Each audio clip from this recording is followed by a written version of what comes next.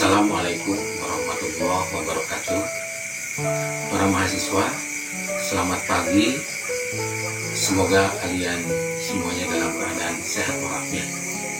Hari ini Bapak akan menjelaskan di pertemuan pertama tentang bahasa Indonesia dan budaya, yang akan memaparkan tentang sejarah perkembangan bahasa Indonesia.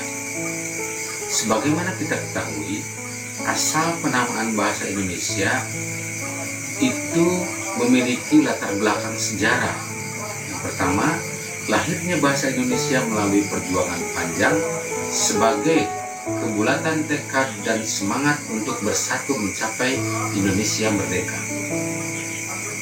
Pada Kongres Nasional Pemuda kedua di Jakarta, dicanangkan penggunaan bahasa Indonesia sebagai bahasa untuk negara Indonesia pasca merdeka.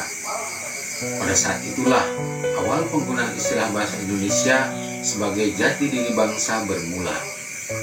Pengakuan adanya bahasa yang disebut sebagai bahasa Indonesia tersebut dituangkan di dalam Ikrar Sumpah Pemuda pada tanggal 28 Oktober 1928 yang sebelumnya bernama sebagaimana Ikrar Sumpah Pemuda yang berbunyi,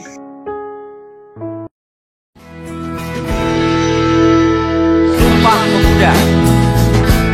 Kami, putra dan putri Indonesia, mengaku bertumpah darah yang satu, tanah air Indonesia. Kami, putra dan putri Indonesia, mengaku berbangsa yang satu, bangsa Indonesia. Kami, putra dan putri Indonesia, menjunjung bahasa persatuan, bahasa Indonesia. Ikrar Sumpah Pemuda yang mereka ikrarkan pada 28 Oktober 1928. Ikrar Sumpah Pemuda yang berkaitan dengan bahasa secara redaksional berbeda dengan ikrar pada bait pertama dan kedua para pemuda terhadap pengakuan tumpah darah dan bangsa. Ikrar yang ketiga berupa kebulatan tekad untuk menjunjung bahasa persatuan, yaitu bahasa Indonesia. Bukan berbahasa yang satu, bahasa Indonesia, tetapi menjunjung bahasa persatuan, yaitu bahasa Indonesia. Dengan demikian, bahasa-bahasa daerah pun diakui keberadaannya, tetapi bangsa Indonesia harus menjunjung bahasa persatuan, yaitu bahasa Indonesia. Asal-usul bahasa Indonesia. Bahasa Indonesia berasal dari bahasa Melayu dialek Riau. Bahasa Melayu yang dituturkan di timur laut Sumatera. Bahasa Melayu Riau telah digunakan sebagai lingua franca di Kepulauan Nusantara selama berabad-abad. Pada zaman dulu, bahasa Melayu Riau digunakan sebagai bahasa perdagangan. Pada masa itu, di daerah perdagangan Selat Malaka yang menjadi pintu antara Tiongkok dan India, sudah terbentuk sebuah bahasa yang mirip dengan bahasa Melayu.